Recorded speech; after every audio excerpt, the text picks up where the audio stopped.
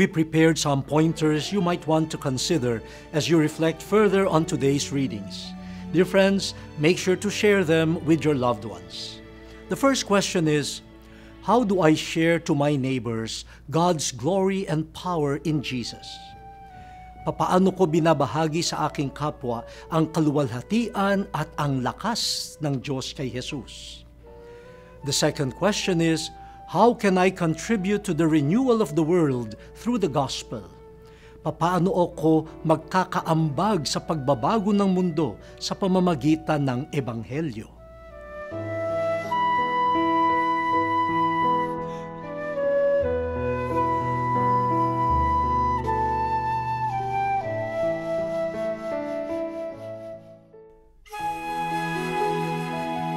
Heavenly Father, through the glorious resurrection of your Son, Jesus Christ, your promise of salvation was fulfilled, and the way to eternal life was opened before us.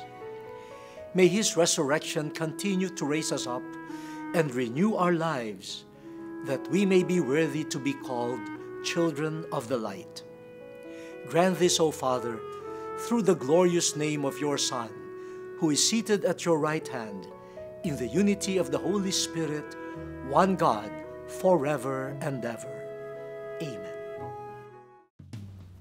May the Father bless you. May the Son reveal His face to you as you serve others. And may the Holy Spirit ignite the fire of faith, hope, and love in our hearts. Friends, join us again next Sunday. We live to serve.